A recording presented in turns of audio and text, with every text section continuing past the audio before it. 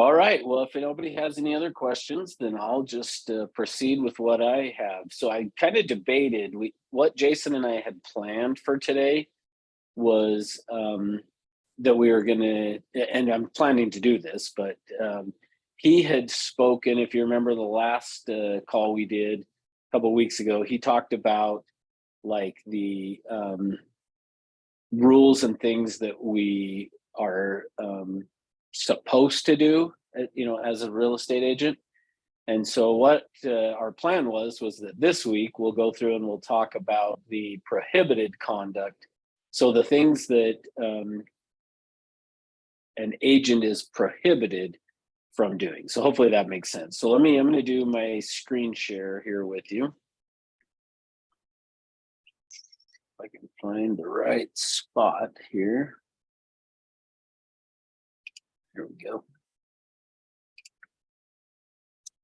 All right, so hopefully you're seeing my screen up here now with the prohibited conduct is applicable to licensed individuals. So like I said, Jason talked about, here's the stuff that we're supposed to do as a licensed agent. What I thought I would do is run through today with you guys the things that we're prohibited from doing. So you'll see here that it shows an individual licensee may not, and then we're going to list out a bunch of different things. And so my thought process on this is I'm going to kind of just hit on them. If you guys have specific questions that you want to talk a little bit more in depth on, feel free to unmute and we'll talk about answer any of those questions, and I'll share some other things as we go through it. But so a licensee cannot do any of the following things, and then it's got, I think, A through W or something like that. So, but the first one is engage in any of the practices described in section 401, which is where we're at, and the following sections. And then it talks down here about fails to conform with accepted standards of real estate sales, leasing, or management industries. So essentially what that's saying is overall, this kind of giving you just this big picture of we have to act in accordance with the conforming acceptable standards. So that's not going to be listed anywhere what those acceptable standards are, but it's really basically just that we're all basically acting about the same way that we would act, that most agents would be acting. So in a certain scenario, the idea of that would be that you're going to respond the way that really most agents would be responding. So hopefully that makes sense, but that one's kind of a little bit vague, and I think they do that on purpose so that they can say, well, that you weren't acting in accordance with acceptable standards. So next thing that we're prohibited from doing is requiring parties to acknowledge receipt of a final document basically before they've actually signed it. So if you ask somebody to say, hey, that you signed this confirmation of earnest money receipt when we haven't received the earnest money, would be an example of that we're having them sign something saying we've got it when we actually don't have it. So hopefully that makes sense. Make a misrepresentation to the division when you're applying for your license or renewing it. So if you said, typically where we'll run into something like that might be somebody got a DUI or something and they don't disclose it. So that's what that would be talking about. Or whenever the division is going to do an investigation and they ask for documents, and if you were to send them, some, misrepresent something on the documents, anything that way would be prohibited. Next then would be to propose, prepare, or cause to be prepared a document, agreement, settlement statement, or other device that the licensee knows or should know does not reflect the true terms of the transaction. And then this one is one that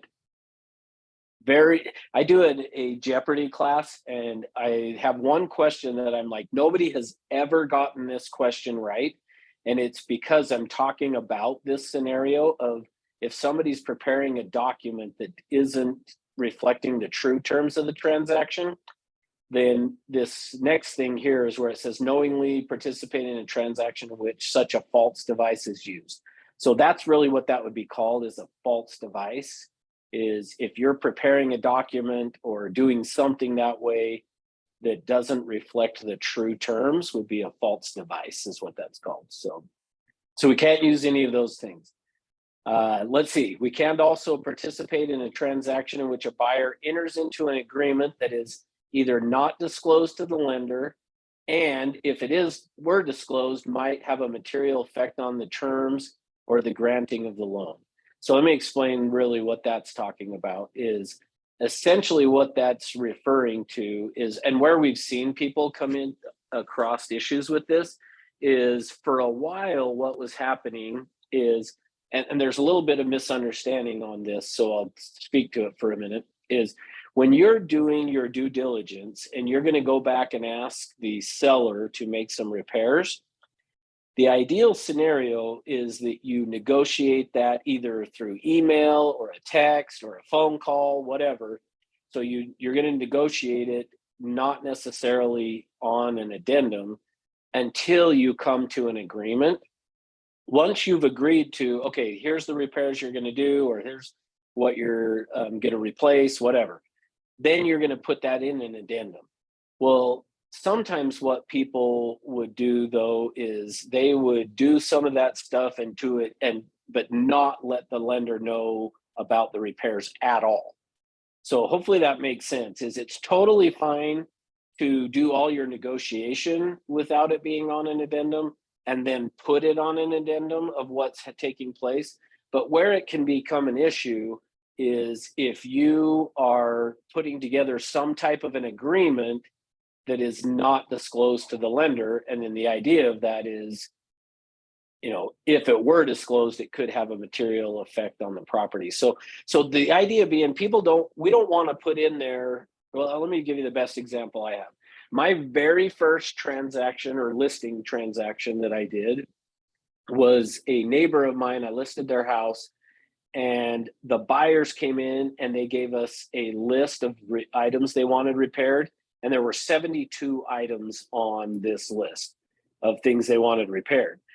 Well, now keep in mind, this is my very first listing, so I don't know any different. That's not how it is every time. And I go sit down with my sellers and they're like, there is no way we're doing all of this stuff, but we will do these things. And they listed like the 5 major things that were on there. And I've often wondered if that really was what the agent's whole plan all along was let's list every single thing that is on the home inspection report, and let's just see how many of those we can get them to do. And we ended up doing the majority of them. But anyway, so the idea of that being, if you had asked for something that maybe you weren't really expecting them to do, like maybe you say, we want a new furnace. Maybe there's nothing wrong with the furnace, but you're just saying, hey, let's see if we can get a new furnace as part of the purchase of the house because this one's starting to get old or whatever. But then if you did it on an addendum and then end up not doing it, you run the risk that the lender then sees that and it's like, oh, we need to get that checked out a little bit more. So anyway, it could create more problems. So anyway, the whole idea of this is just anything that's going on needs to be disclosed and put on an addendum. If you don't do that, you are then falling into these prohibited actions from a real estate agent. So the next one is the use or propose of the use of a double contract. Usually when that shows up is not something that agents are even thinking about, like, hey, this is actually not right. Sometimes they feel like, hey, we're trying to put a transaction together. Haven't really seen it much lately. The time that I had seen where double contracts was a long time ago. And what people would do is they'd go and offer 20% more on the house. So keep the numbers easy. They would take an $80,000 house and offer to pay $100 on it, and then ask the seller to do a 20% carryback, or in this case, $20,000 carryback, but then had an agreement up front that what they would do is forgive that note after closing. So it was a way for a buyer to buy a house with 0 down and not have to pay mortgage insurance. But that ends up being a double contract, which is not, it's going to be something that's going to get you in trouble on your license. So obviously the next one is, like I said, I'm going to go through these somewhat quickly just because there's so many, but feel free to stop me if you want to talk about some of them a little more. But so to place a sign on real property without written consent. So if you go put a for sale sign on somebody's property without the listing agreement, that's going to be a problem.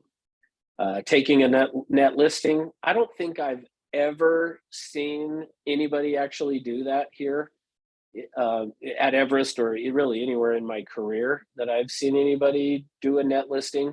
And just a reminder, the net listing would be saying, seller saying, I want to net X amount of dollars on the sale of my house.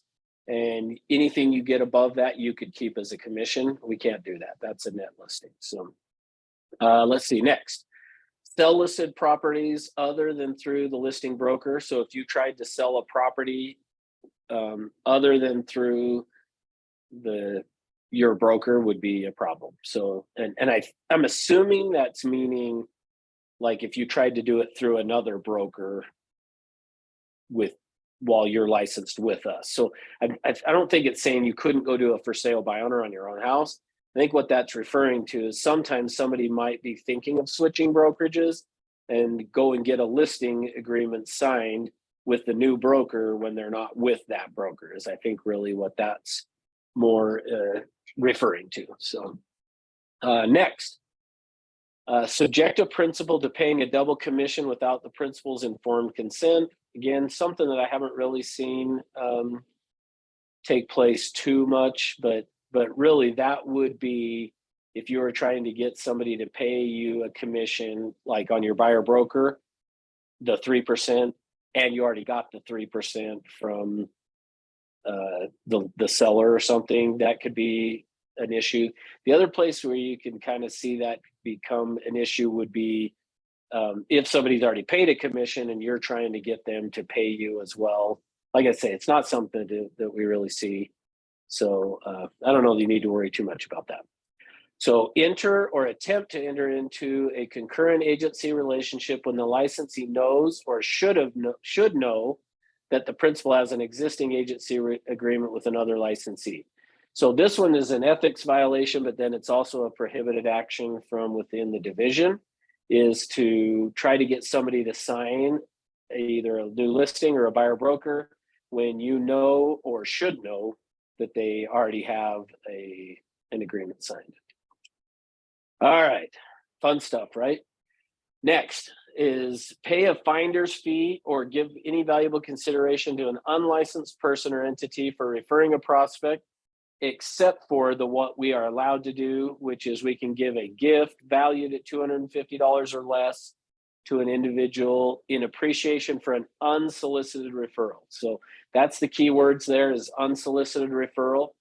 And if it's solicited, so you can't go around and tell people, hey, I'll pay you if you give me a referral. And I do know an agent early on in my career that had that stamped on the back of her card. Back then it was $50.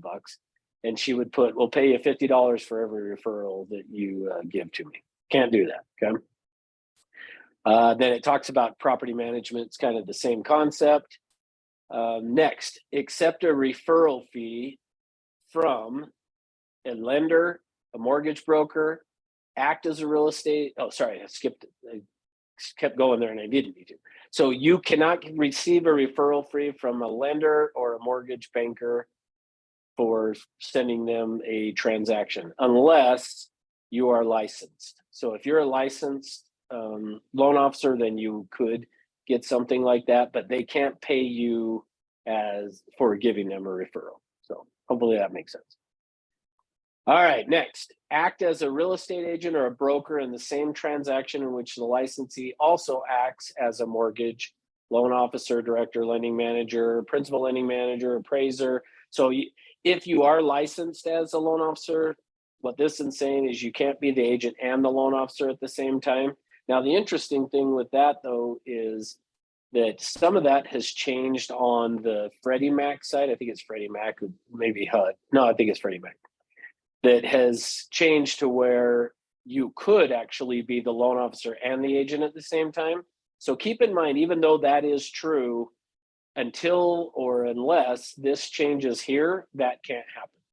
So it is a scenario now where somebody could go be the loan officer on a transaction as far as like the lending side of things go, but the state still is saying you can't do that. So just keep in mind, unless something changes here, you can't do that. You can't be the appraiser, couldn't do escrow or title and be the agent at the same time for that.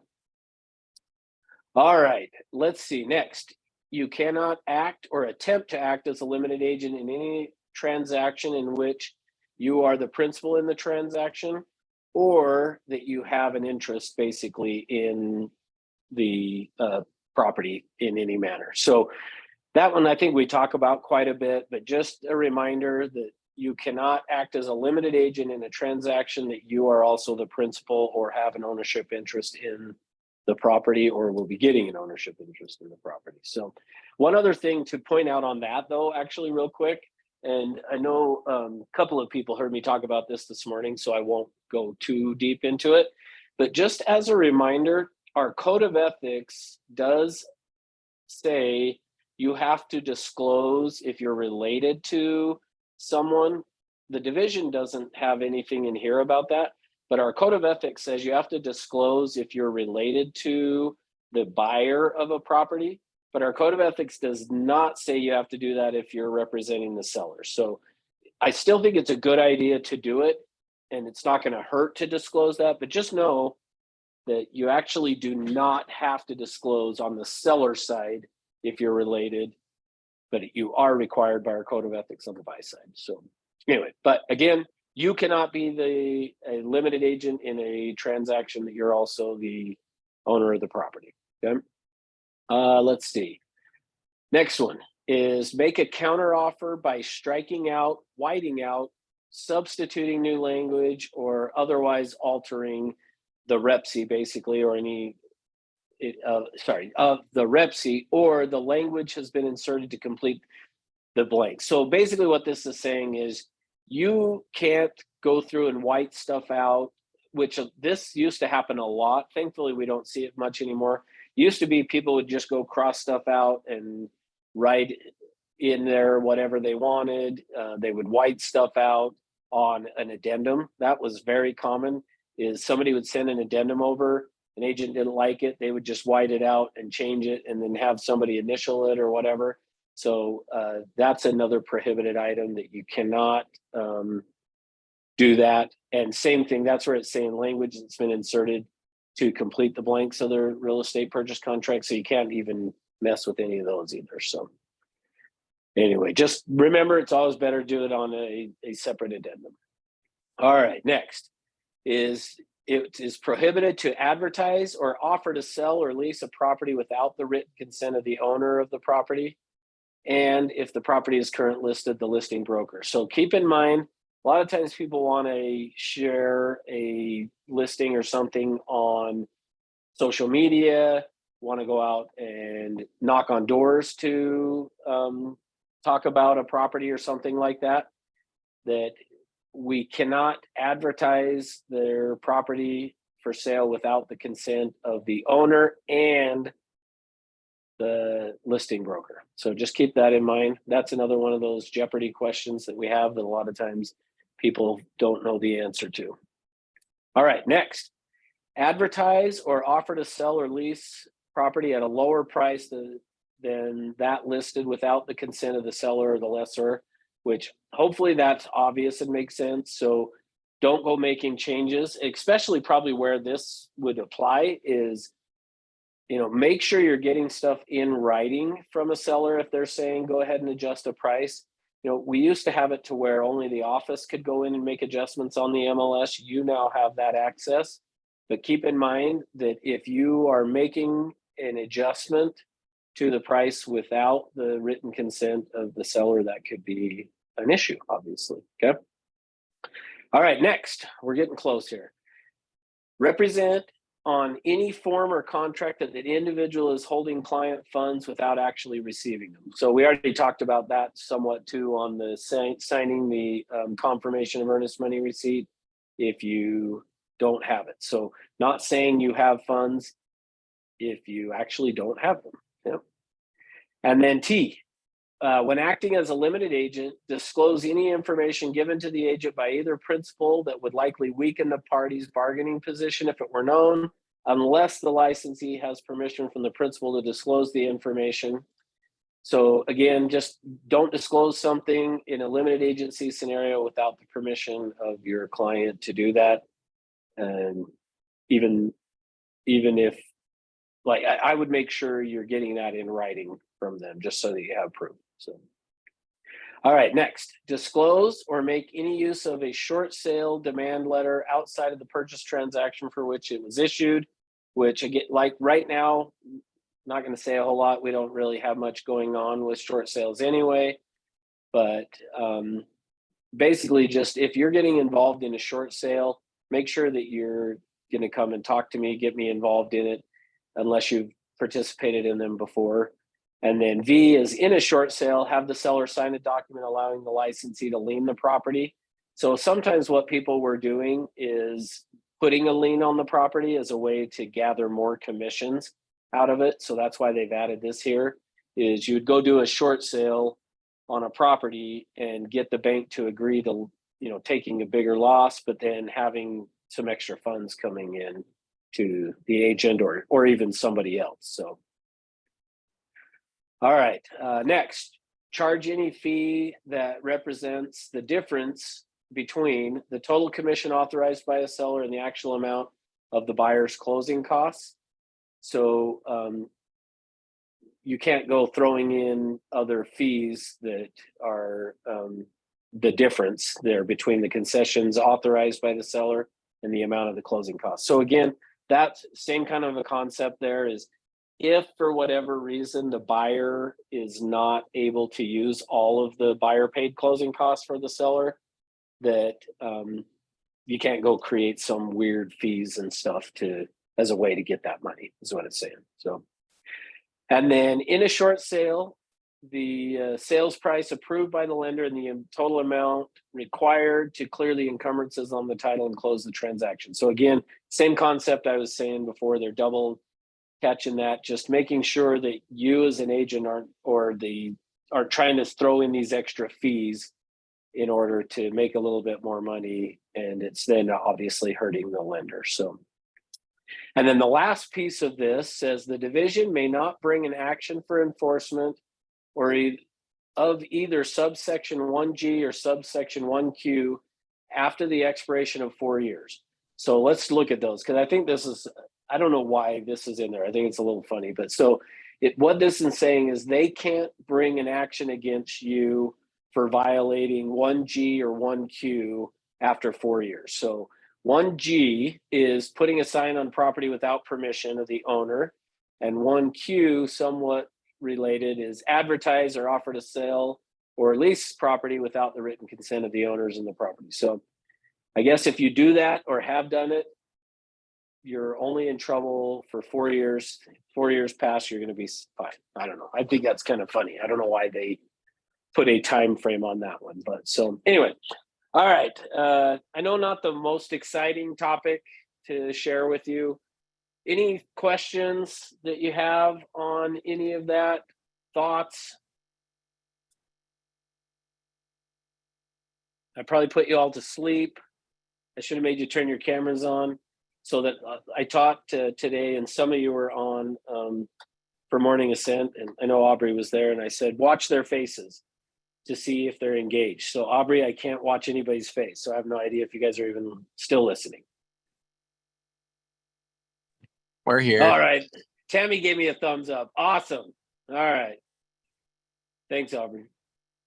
Oh, was that Chris that said we're here too? Man, I should have told you guys to turn your cameras on before. I know. I would turn it on. You did it. I try to do what everybody else is doing though. They suck me in. I know. Be a leader, not a follower. Yeah, I know, right? Anyway, all right. Any questions or anything, guys? That was great. Thank you, though. Okay. I know, kind of a boring thing, but also still just something that at least for I think it's a good review, but it's also good for us as a brokerage if anybody goes and does some of those things, we can say, well, we did teach them. So that's to protect my license. So anyway, have an awesome weekend. If I can help with anything, let me know. I think Jason's gone till Monday. So if you do have anything, just let me know between now and then. And then he'll be back. So Thanks, Russ. thanks for being on here. See you guys. Thanks, Russ. Thanks, Russ. Bye. You're welcome.